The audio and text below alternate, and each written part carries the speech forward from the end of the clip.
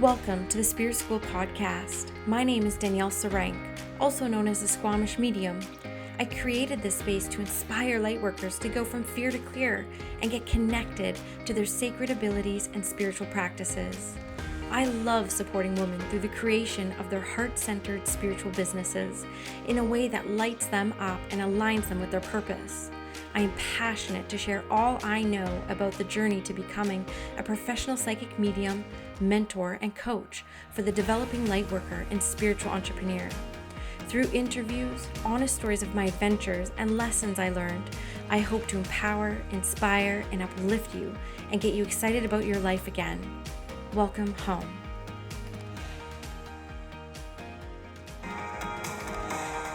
Hello everyone, and welcome back to an episode of Spirit School. Very excited to have you back with me today. I'm very appreciative of you spending however long this podcast episode is going to be with me. I know that you have a lot of options in the spiritual realm of podcasting world, and I'm so appreciative that you are choosing to spend your time here with me. I raise my hands to you. I'm so appreciative of you, and let's have some fun today. Also, kind of good podcast news. I didn't look at my podcast metrics for a very long time. I usually only look at them every month or two. And when I went and looked at it the other day, I was over 40,000 downloads on Spirit School. So I think that's pretty amazing. I think that is pretty damn amazing because it feels like yesterday I did a post that I hit 22,000. And I don't even think I've looked at it very much since then. And I was like really surprised. So this is a huge testament to you guys for sharing the podcast on social media and leaving the reviews and the ratings. It really does help push me up the searchable ladder in the algorithm world, even though I don't think anyone actually knows how these mystical algorithms work, but whatever. I really have a topic tonight I wanted to talk about. I've been preparing for this episode for a long time. I don't prepare the beginning part. I just like to riff. That's how I like to do my podcasting. Anytime I show up with notes or anything like that, I usually get a bit thrown off on my flow. So I will always be the podcaster that just like riffs it out. But what I did prepare was on my Instagram when I posted that I was going to be doing an episode on signs from pets who depart. I put it out there to my audience on Instagram. Do you have a story to share on, signs that your pets have left you after they have passed and gone home? And I did have a few people leave me some stories. So if you hang out to the end of this episode, I will post those stories on this episode so you can hear other people's experience of signs from the departed loved pet. Why I was so passionate about talking about this episode is because it's very new to me. I know I've shared about that weird experience I had with this pet communicator a few months ago before Bender passed. I'm not going to go into the energy of that experience. It just doesn't serve me anymore. So you can go to past episodes to hear about that. But as a medium, especially when he was trained by spiritualists, I don't consider myself to be a spiritualist, but I was definitely trained by spiritualists through the mentors that I've had through the years. And, the evidence is king when it comes to spirit communication. And I guess the first experience I'd had with pet communication was non-evidential, and it was a very sketchy process, if I may say so myself. And so I've been baffled about pet communication. I will be honest that in my readings, I do have experiences where pets will come through, but because I don't work very much on my clairvoyance, a lot of the people who ask me, well, what did they look like? I'm not able to tell them. I can pick up the essence. I can pick up some of the favorite toys. I can pick up little isms that the owner had with the pet when they were here in the life, but I've never been able to pick up clairvoyantly what this pet looked like. And I feel that that's kind of a requirement for pet communication. I don't know though, to be honest with you. So this is very new realm to me. So all I'm going to be sharing today is the magical and absolutely phenomenal signs Bender has left me since he's passed. And I hope that they're going to translate not on video well, because one of them, the first one, was absolutely phenomenal. And I I'm just a bit blown away about the signs that he's been leaving me, because it's actually been more profound and more powerful than any other signs I've received from any other being, including guides, angels, and my departed loved ones. So I'm really into this topic right now. I wanted to share just this first episode about signs that your pets leave you when they pass. And I will be interviewing my friend Ray, who's Radiant Vibes on RAE, Radiant Vibes on Instagram. I mean, she's phenomenal. She's an astrologer. She does so many mystical things. But one of the things that she's really well known for is her pet communication. She's someone I trust implicitly. I trust her. I trust her. I'm not ready to get an animal communication reading yet, because I've just been enjoying the experiences that me and Bender have had since he's departed on September 4th. But I will be having her on, I think it's November 9th. I'm going to be interviewing her, and she's going to give me the rundown for pet communication. And I also have her as the guest teacher in the initiation circle, my membership for intuitive and mediumship development students. And so she's going to be the guest teacher in November, and she's going to be teaching us about animal communication and how we can learn it. I know she's also coming up with a certification program, which I'm excited about. So I'll definitely be the first to sign up for it, because after losing Bender, and after the power of the signs that he's left me, if I went to a pet communicator and they told me what I had experienced, I would be completely floored. And so I do feel that maybe I will get into pet communication. I'm interested in it without a doubt. But I need to learn more. I need to know more about this exciting area of spirit work. So much like I do, this podcast is really stemmed off of old development journals that I kept. And the other day I dug out my development journal from 2013 and 2014. And man, it was so cool to read back on that first ever development journal. It was phenomenal. And I'm so glad I took the time to do that. And I think I'm about 20 or more development journals deep. Plus I had an online blog for my first 3 years of development that I captured all my experiences and all the mindset stuff and all the questions that I had. And so a lot of the episodes that I have on Spirit School are actually based off of those early development years. But because I'd found such benefit to spending time doing that, even just 10 minutes a day, I decided to keep a grief log, because it was also my first time experiencing grief, losing Bender, and also kept a log on all the different signs and experiences that we'd had. So I'm going to kind of get into it. I don't want to give you too much background, because this isn't going to be like a sad episode, but I will say about Bender, and I know I've talked about him a few times on the podcast. I'm not going to apologize for that. I'm Canadian. I'm not going to apologize for that. But I will say that, to put it into context, Bender was literally the first love of my life. Like, I'd been married before. I had long-term relationships. When I got Bender, which an ex-boyfriend actually gifted him to me, I realized I'd actually never been in love before. I loved that cat so much. I had never been in love before. That's what I realized when I got him. And we had 13 amazing years together. He was my ever constant. He saw me through marriage, becoming a mom twice, 6 moves. I mean, just the best companion in my life I could have ever have asked for. And so the 2 years before his passing, it's a little bit of a mystery what was wrong with him, but we do believe he had cancer, and he lost like 10 pounds in 1 month, and he stayed that skinny his whole life. He actually kept losing weight.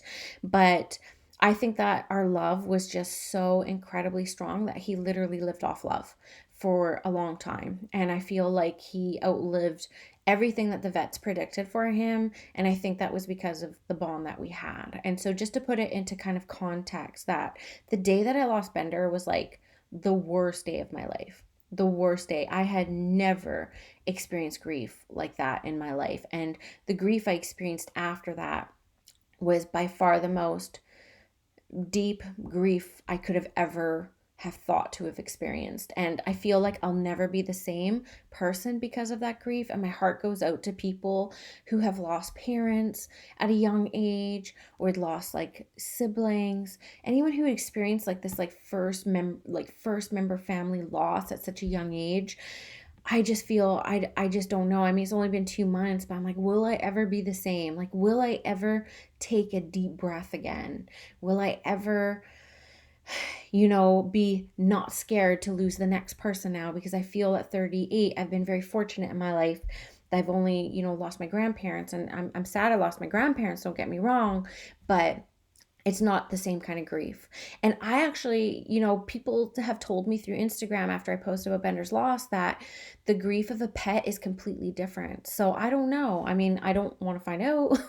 To be honest, my parents listen to the podcast. I'm rooting for you guys. I'm not hoping for anything like that, but it definitely did take some innocence away from me. It's almost comparable to miscarriage. I had quite a few miscarriages before I had Kitty Jane, and none of my pregnancies were blissful. They were all terrifying because I felt like my innocence was kind of taken away after that first miscarriage.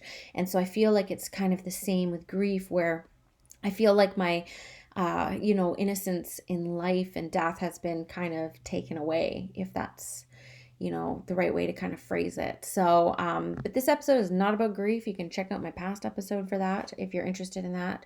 But just know I did keep a grief journal. I captured the feelings, the emotions, the physical sensations, because, I've been really wanting to be able to come at an empathetic viewpoint with the clients that I work with through mediumship. And I just feel like it's just going to make me a better medium. And so, nothing in life happens for us without some sort of divine purpose or reason. I'm not light washing. I'm not saying everything happens for a reason.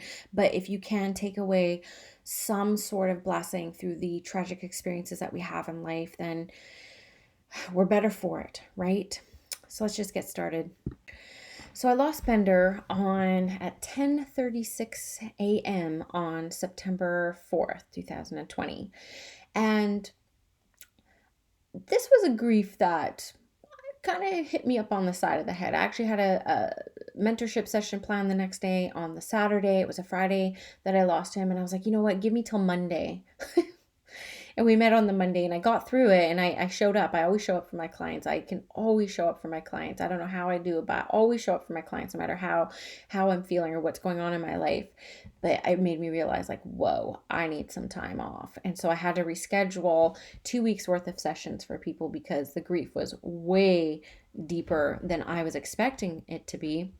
But for the next few days, so the 4th, the 5th, the 6th, I'm just like going through anger, and I'm going through all the different processes that Kubler-Ross like talks about for the cycle of grief, and the bargaining, and kind of mad at angels because I was praying to angels while he was passing. I was like, why is there no mercy for a cat? I was having like a real hard time with his passing. And so of course I was trying to talk to Bender as well, saying, Bender, like, if you could leave me a sign, I would be so appreciative. And I kept asking him for feathers. I don't know why I kept asking for feathers, but I felt like I kind of needed to be specific. I think I was a little bit lost because I'd never heard of signs that pets have left behind. I didn't know what to ask for from a pet. Like, can you lick my eyelids? Like, that's what you used to do. You used to lick my eyelids when I was sleeping. I don't know if you've ever been licked by a cat, but their tongues are like sandpaper. And so I was like, I don't know what to ask for. So I just kept asking for feathers. And, I wasn't feeling him. The only thing I remember feeling during those days, looking back on my grief log, was every time I would cry, and it would be like this unconsolable cry, like sounds out of my body I'd never heard before were escaping me, is every time I found myself crying, I would feel like a blanket of tingles on my right arm. Now, usually when spirit comes around me and gives me that sign, it's my left arm. So I made note. I was like, oh, it's interesting because the blanket of tingles that I feel on my body are actually on my right forearm now. So that's the only thing I really documented during that time. Sleep was tough, and I'm a mom of 2 young kids. I mean, they're cold. Kids are cold when it comes to things like death. There's no sugarcoating anything with them. I won't even tell you the things that they were saying to me. You would be like, oh my God, girl. So that was all I kind of experienced for the first few days after Bender passed. And then on September 7th, it was 3 days after he passed. It was quite fascinating. Me and the kids and my husband were sitting at the dining room table. I'm a wreck, keep in mind, okay? Like, my husband, just like the sweetest gem of a man you'd ever meet. He's just like the best. And he really kind of held the family together for those first few days. He was a true blessing to me. Please find yourself men or partners whose love language is acts of service. I always felt like I needed something different, but the acts of service is definitely a keeper. And we're sitting at the dining room table eating our dinner. And all of a sudden, my husband says, there's a dragonfly in the house. And I'm like, oh my God. Now, first of all, I am terrified of dragonflies. I am so scared of them. I have been so scared of dragonflies my entire life. Like, there is nothing creepier looking to me than a dragonfly, little or big. And so I was like, oh my God. I'm like, please get the dragonfly out. This thing is massive and it's flying above our heads. It's freaking out in the house. My kids are laughing because I'm freaking out. My husband's like, I'm not helping you because this is fun. And so they were all watching me kind of like suffer. I was like, okay, no one's going to help me get this dragonfly. So finally, the dragonfly goes across the room, kind of by the ceiling above our sink. It's like, we have high vaulted ceilings, and well, not vaulted, but they're high ceilings, probably about 9-10 feet. And so it's like 10 feet up in the air. And I go to in front of my sink. And so behind me is my island. So I'm in between my sink and my island. And I look up at this dragonfly and I was like, okay. I start like trying to shoo it with a plate. It's not moving. I was like, oh man, I'm going to have to go get a chair. So I went and got my dining room chair and I went to go put it up at the sink. And I said this thing to Bender. I said, Bender, please help me get this dragon. I didn't even finish the word dragonfly. And the dragonfly flew, and I'm talking like 15 feet from the top of the window, flew directly into a kid's sippy cup that was on the left of me on the island. It did a direct shot from the roof to inside the cup that was right beside me. And the force of it was so big that the cup was like teetering and everyone's jaw dropped. And we were in absolute shock and this cup was dark blue, like you can't even see through it. I don't even know how the dragonfly fit in this cup. It was too big for the cup and it flew directly in it. At the moment I said, Bender, please help me save this dragon. And it shot in the cup and I had a moment of kind of freaking out. And then I grabbed the cup and I shoved it out the window and the dragonfly flew away. And I was shaking. And there's a sign and then there's a sign. And this was a sign. And it was a physical experience. I started sobbing. I felt the presence of my cat with me. I felt the presence of his love and his protection. And it was, to this day, probably one of the most profound experiences I have ever had in my life. And it's because it was accompanied with the feeling, which I'm not going to do a good job of translating on this podcast episode. So I sat down and I was shaking and I was trying to act like, because my husband's not very spiritual and he's not into these things. And, I'll tell you more about this during the next course of the few days of the sign. So you guys are going to be blown away. And then we were sitting at the table and my kids reminded me, do you remember when Bender killed the dragonfly? And so 3 weeks before, Bender was really sick. Like he could hardly move. And he would walk to find me, which is why the vets wouldn't put him down, because they're like, well, he's still looking for you. I'm like, of course he's looking for me. I tried to have him put down 2 weeks before, which is also part of the pain of the grief process.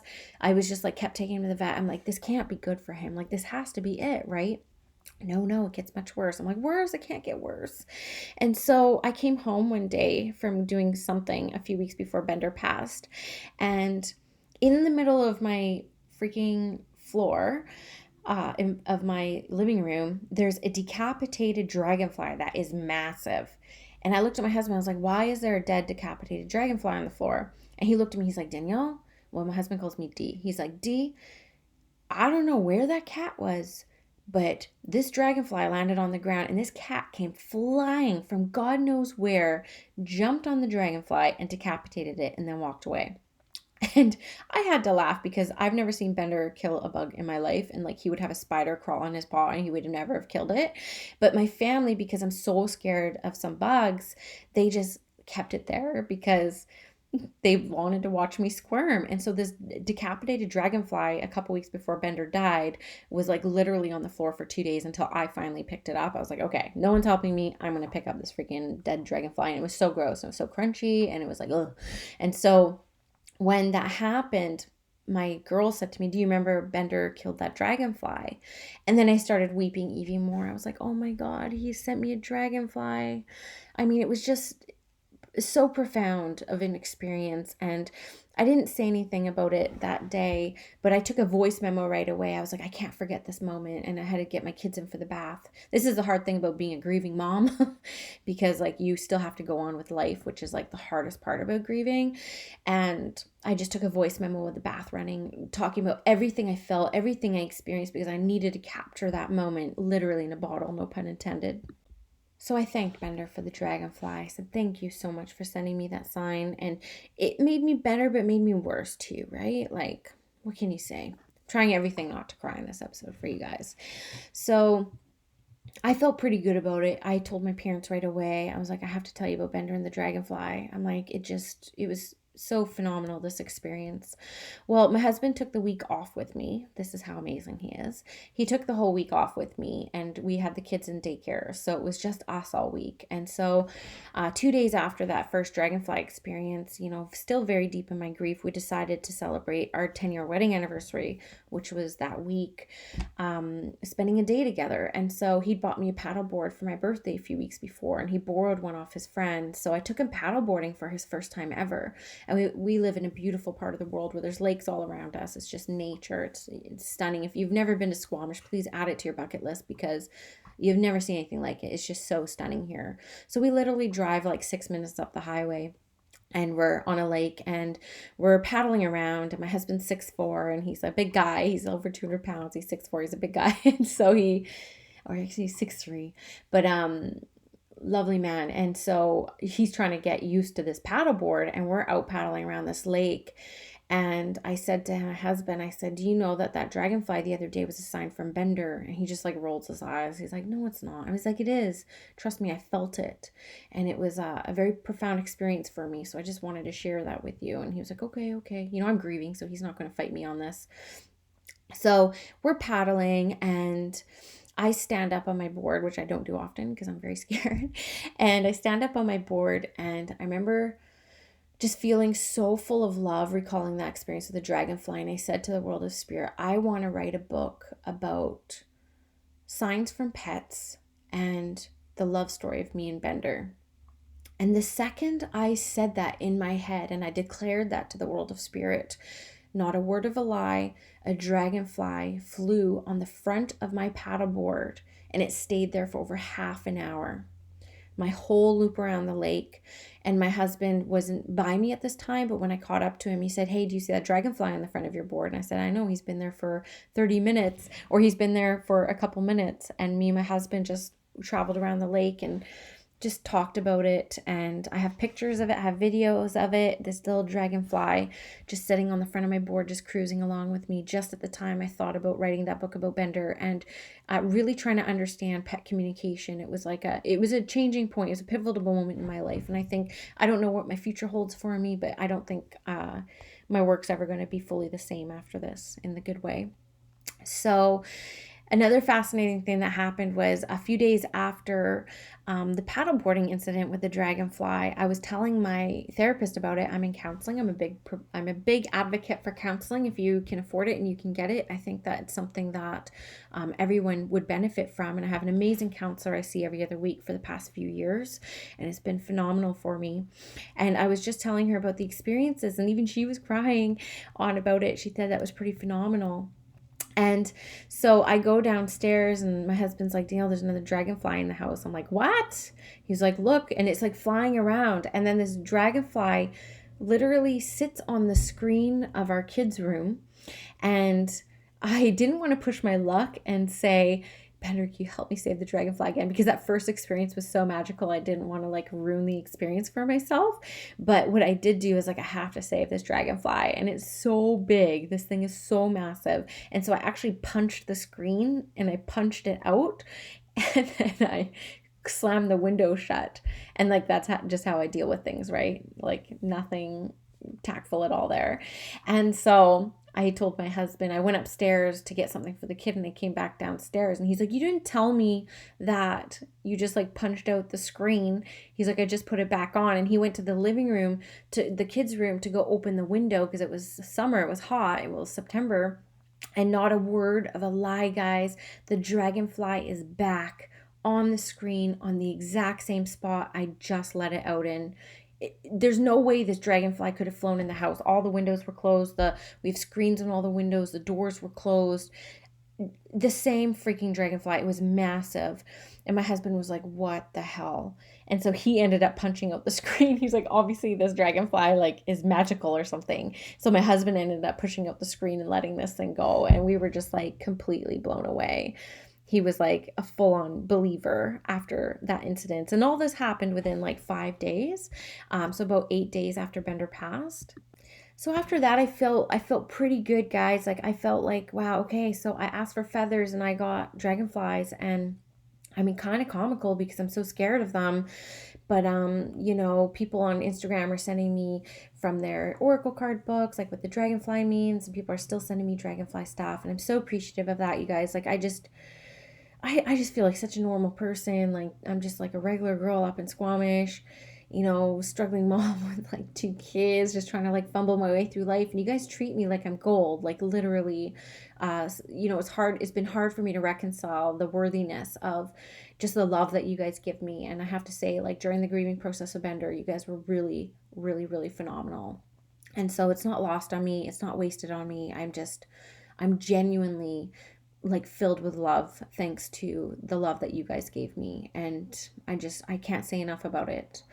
So the final one I wanted to talk about with Bender and the dragonfly was September 28th. So this is, I'm adding up the days, so the 7th, 8th, 9th, 10th, 11th, 12th. So between the 12th and the 28th there wasn't really anything. The shit gets real crazy real fast, guys. Okay, so on the 28th I had my little guy in the car, and I'm driving across town, which is only 15 minutes. It's like 5 kilometers, to go get I had my daughter in the car, and I went to go to my son's preschool to go pick him up across town. And grief just overcame, because grief comes in rolling waves, right? And so you never know when the wave's coming. There's not even like a trigger for it. It's just all of a sudden the grief wave comes and it overcomes you. That's the only way I can describe it. It's the most weird thing I've ever experienced.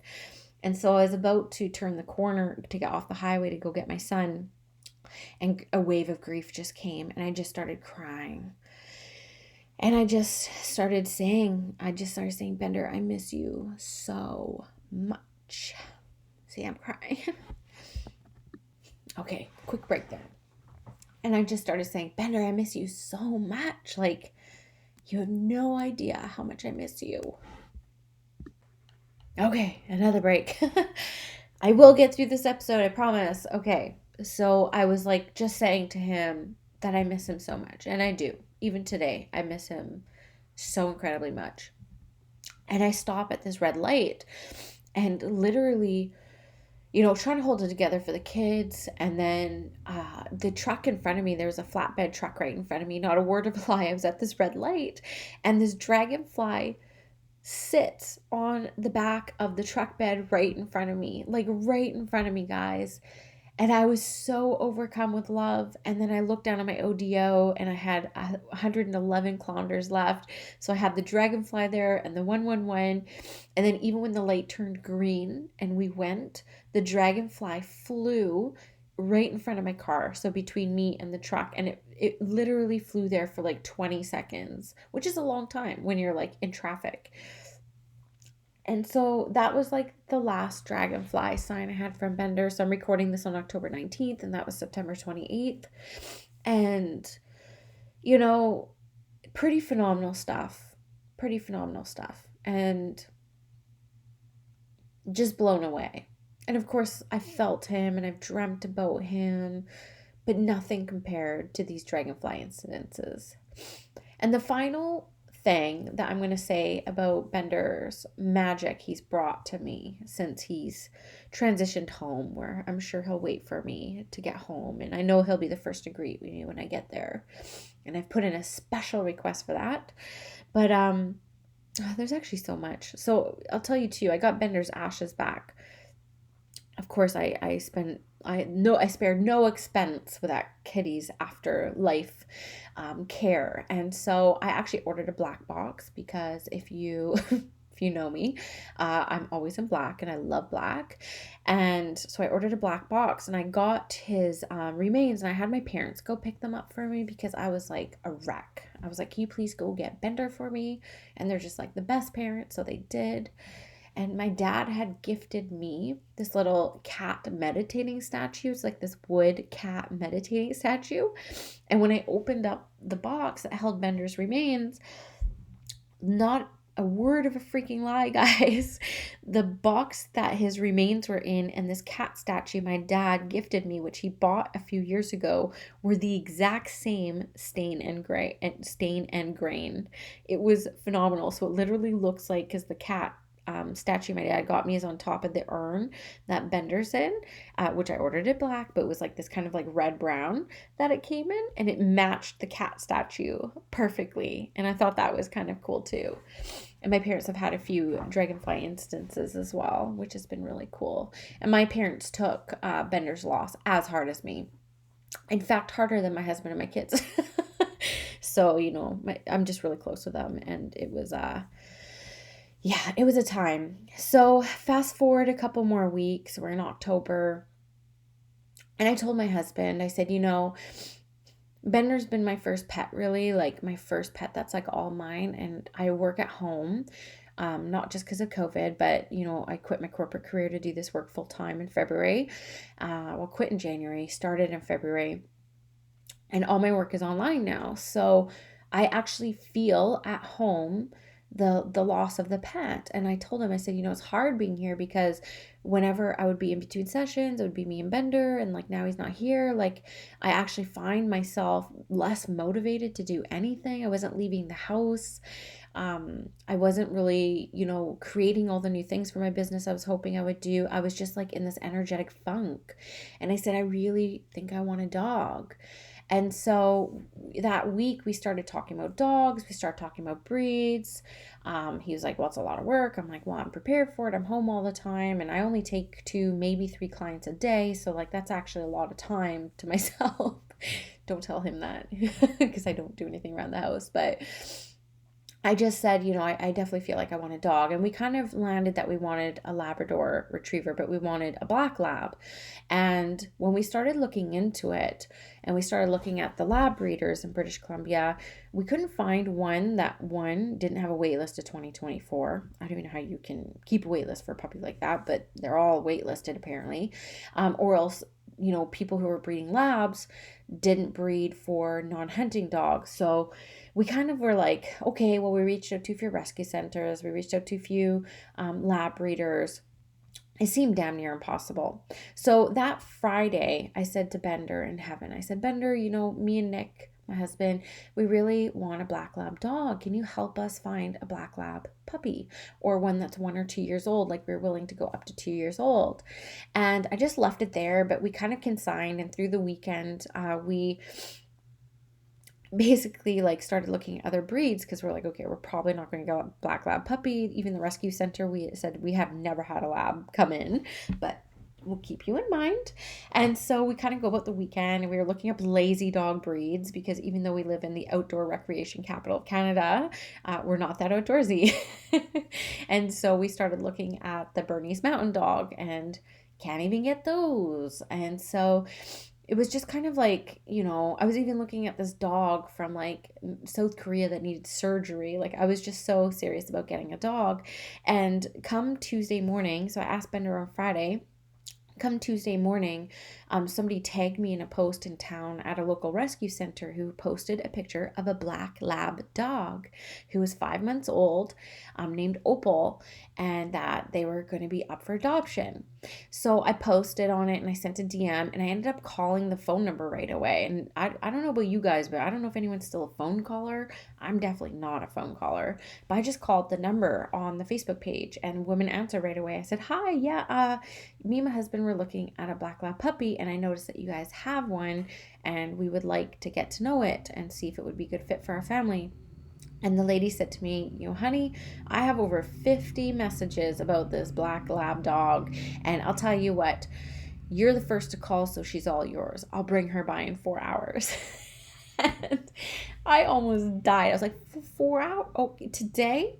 Today, you're bringing her today. Yep, she's on a plane from, where's she from? Tijuana. And I'll bring her to you from the airport. I was like, okay. And so I called my husband at work and I said, so honey, I kind of did a thing. I responded to this ad or this like post on a rescue center, and this black lab's available, but we got to make a decision right now because she's like on the way to the airport to go get it. And my husband, he is the kind of guy that like if he talks about getting work boots, he will look at work boots for like 2 years before committing to a pair of work boots. Same with paint. Like if we talk about paint, we started talking about paint 2 years ago. He's finally landed on a color, and it's been 2 years. And however slow he moves to actually paint the thing, I don't know. But that's just the way my husband processes things. And he said, yep, let's do it. I was like, what? We're getting a puppy? Like, we're literally getting a puppy today. And so I asked Bender on Friday for a black lab puppy, and I had a black lab puppy on Tuesday. Like, if you're not smiling right now, I don't know what's wrong with you, because that is a feel-good story. And so we are now the proud owners of a beautiful black lab puppy from Tijuana, whose name we have renamed Luna, which apparently is a very popular pet name. My dad was telling me at dinner last night, he was like, Luna was the second most popular pet name last year. And I was like, who gets this data? Like, are people registering their pet names somewhere? Like, am I supposed to be registering Luna somewhere? Or are they like researching hashtags? Like, I don't know where they come up with these stats or these top lists. But anyways, I have had a ton of people say, hey, my dog's name's Luna. So I do know it's a popular name. But she is so sweet. She's just energizing enough and energetic enough. And she's just lazy enough for us as well. And my husband is smitten. He has been sleeping on the couch with her for 14 days. Worry-free, hassle-free, complain-free. Like, our family's just really in love. And though it has helped with the grief of Bender, I still cry over Bender every day. And, I probably will for a very long time. But she's helped me breathe again. She's helped me get out of my house and kind of start to feel like myself again. Right? So this is also how come for all the lovely people on my wait list for readings. It's over 100 people now, and it's starting to stress me out. I haven't been able to go back to doing readings, and I feel like I'm getting closer to that now, where I can be in that zone to be able to serve spirit in that way. And so thank you so much for your patience. Thank you for listening to my stories of Bender and just the signs that he gives me. I so want to hear your guys' signs too. In the podcast show notes, if you click on the first link I'll post, it's going to be to the page that you can actually leave me a voice memo. So you can it's like an app. You do have to do it from a computer, I think, or you can do it for your phone, but it has to be in Safari. And Android people have figured it out too. I don't know. I've never touched an Android phone, but you can leave me a voice memo of your story that you have experienced from the loss of your pet, because I'm really interested in it, and I am going to write a book on it, and I am going to get into pet communication. I really, really want to. It's a form of mediumship I've never considered before, but knowing what I experienced during grief, and if my intention is truly to serve the world of spirit, how on earth could I not look at pet communication as a way to serve the world of spirit when it comes to bringing evidence that life continues and bringing evidence that there's still very much in our lives. So it's definitely kind of on my radar to focus on for 2021. And so I will have another pet communication episode in November when I interview Ray, who's a pet communicator. So if you want to share your story on the podcast, hit that first note, send me a voice memo. I'll include it on the podcast if I can. And I look forward to hearing from them. So thank you for hearing me out on this episode. I hope it made you smile. I hope it melted your heart. I hope that it did something for you. And so if you stay tuned right now, I'm going to plug in the voice memos that I did receive from the brilliant people who were courageous enough to share their stories. And I hope you enjoy those as well. All right, guys, sending you my love. Hey, Danielle. So my husband and I, we lost our beloved Maggie. She was 16 years old this year, back in May. And the first thing I asked her to show me as a sign, we actually were going on a lot of long walks just to kind of move with our grief and not be sitting at home and just kind of sitting in the pain. So we decided to walk, and I asked her to show me a pink heart, just something simple. And literally like 2 steps later, I saw this. It was a playing card. And it was the Queen of Hearts. So that was really cool. And then we were walking further up through the neighborhoods, and there was this big, huge heart that someone had put on the sidewalk that was done with petals, and it was a big red heart. There are so many signs that she gave us. We actually heard it through a conversation as well. We were sitting at the park, and this guy was showing these people some photos of this dog that his friend got. And then he says to the person, "Oh yes, her name is Danny with an I." And my husband overheard this gentleman say that, and when my husband actually got Maggie, he adopted her, and her name on the certificate that he got was that her name was actually Danny with an I. So that was really, really cool, and only my husband would have known that. Another thing was that my husband was like, "Oh, I want to ask for a sign." So he decided he would choose a rabbit. Anyways, I have those animal spirit cards, and literally I was pulling some cards, and of course the rabbit just flies out. And it did again, like the next day and the next day. And my husband has actually been seeing these rabbits when he goes golfing, which we just have a little giggle about because our dog would have like chased the rabbits. She definitely like anything like squirrels or rabbits or birds, like that kind of thing. And another thing for me was that we went to the driving range, and I was finished before my husband, so I walked across the street, and I was just walking there, and sure enough, like in the bushes, I see this little bunny. So I saw this little bunny bum, and just before I saw the bunny, it felt like Maggie was walking beside me. So that was really cool. So yeah, we just keep on seeing like little rabbit type things here and there, and my friend sends me pictures that she has come up on her feed of rabbits, and she'll like a rabbit stuffy in her house, and she'll send it to me. So yeah, I think she's just always showing us signs, and that and yeah, we miss her dearly, and it's so comforting to receive those signs from her. So the day after our 14-year-old Shih Tzu, Buster, passed away, I was having coffee at the breakfast bar as I normally did, and I heard him behind me. He always made a particular sound. Very bad representation. But he made that sound, and it was so real. I turned around to look, and of course he wasn't there. And then another time, dead asleep, I woke up realizing that I felt that warm puppy body against my legs. And so I reached out to find out where my husband was, because I thought it must be him. But we have a king-size bed, and he was way over on the other side. And no, it wasn't him. It was Buster. He's visited quite often, as has our other beloved Emmett. I'm so glad you're doing this. I thank you so much.